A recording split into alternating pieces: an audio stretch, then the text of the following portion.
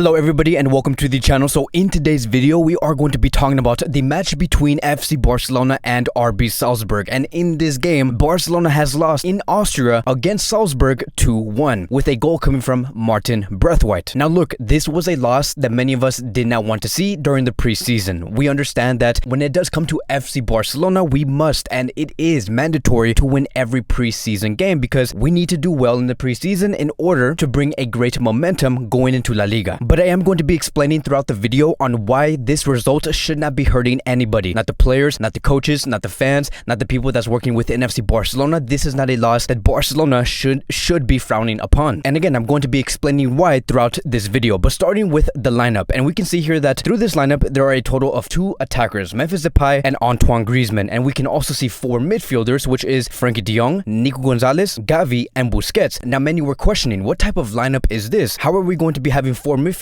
and 2 attackers? Are we playing a 4-4-2? But as we were looking throughout the game, we did see that it was actually a 3-5-2 with Frenkie de Jong playing as a center back and Busquets playing as a pivot. And then we saw Nico Gonzalez and Gavi as the interiors within that midfield. I did not expect Ronald Koeman to implement a 4-4-2 because he has never tried that formation, nor do I think he's a big fan of that formation when it comes to managing FC Barcelona. But in the end, the ideal formation for me personally would be a 4-3-3. That is going to be the ideal formation that Ronald Koeman will be using throughout the season. But now heading towards the first half, and by the very beginning of this first half, we saw a very intense Salzburg, something that we did expect coming from this team. We have talked about before how Salzburg, their game is very intense, their pressing is very intense, the way they defend and attack, it is coming from a collective effort, and overall the way that Salzburg has approached FC Barcelona, it was top notch. And I have said this on Twitter, what I have admired by Salzburg so much is their approach in the attack. They're very confident, not afraid to take their chances, and their pressing game is top notch. Barcelona have not reacted to this very well, which is true. Barcelona were finding it very hard to build from the back, and it's normal to see that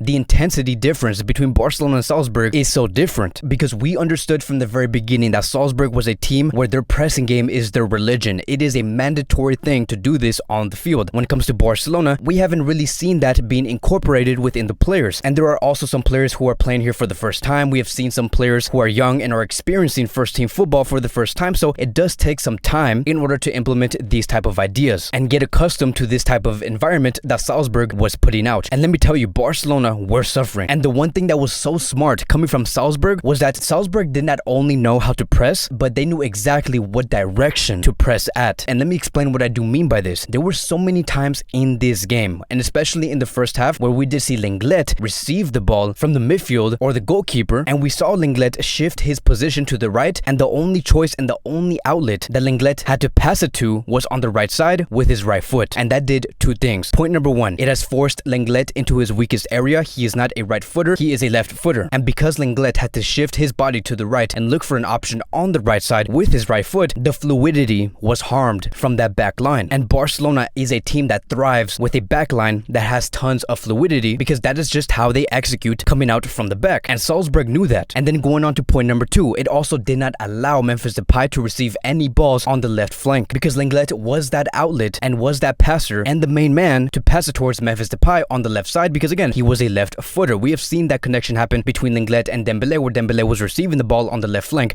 but Salzburg knew exactly what they were doing. They were pushing Lenglet on his left side and he had to shift his position towards the right, and that greatly did destabilize this team. So it was a smart move and Ronald Koeman expected this, and let me tell you why. The fact that Frenkie de Jong had to start as a center back, Ronald Koeman knew that, okay, I'm going to be needing a center back who can be press resistant, someone who knows how to work with both feet, someone that knows how to execute and have a great output in that defensive line, which is the reason why he was between Araujo and Lenglet. Ronald Koeman knew exactly what he was doing with Frenkie de Jong and why he was doing it. But in the end, because Salzburg studied FC Barcelona very well, they knew exactly where to attack, where to press. But besides that, there were still some positives to take away from this Barcelona team, and one of the highlights coming from this game was the midfield. And to be more specific, let's talk about Nico Gonzalez. Nico Gonzalez has proven in this game that he can play in both areas, as a pivot and as an interior within the midfield. He can play without and with Sergio Busquets, and that's very important. The way that he composes himself with the ball is top notch, and even if he lost the ball in the midfield, he always tends to win the ball back. His tackles are amazing, and every time he does receive the ball coming from the defense, he sees the space behind him. He knows that there's space that he can tackle to move Barcelona forward, and he is just a very direct player. I love this coming from Nico Gonzalez. He knows exactly what it does take to be a very effective interior midfielder for FC Barcelona. And then moving on towards Gavi. Gavi has shown time and time again, and we know his game, that he is always going to be in the right position. He is a very reliable player. He uses his technique to his advantage, something that we have seen so many times in the preseason. I think that someone should make a compilation video about Gavi functioning within tight spaces, because I think that this will be a very interesting video for everyone to look at. His technique is the reason why Barcelona can get away from those high pressing games. But here's the one thing that fascinates me the most about this whole thing. The fact that we're starting to see Nico and Gavi so consistently in this preseason, I really do have to applaud Ronald Koeman for doing so. Because look, was this the best performance coming from Nico Gonzalez and Gavi? It wasn't, right? We have won before in the preseason, but in this game we have lost. And this was probably the biggest test that they had to face during the preseason. So it was not the best performance, but it does not mean that it was not a good performance. Salzburg just simply knew exactly what to do in the midfield, who to press, but Nico and Gavi showed that they are very press resistant. They would not allow any player take the ball away from them. The last time we saw players like this, it was between Xavi and Iniesta. They never allowed the opposition to take the ball away from them. And even though we did lose in this game, the fact that we saw these two players perform at a very high level, let's continue to give these two players more minutes, because there is nothing wrong with doing so. Because eventually, the more minutes you do give these players, the more experience you give them to show them what it's like to play in a very high intensity type of match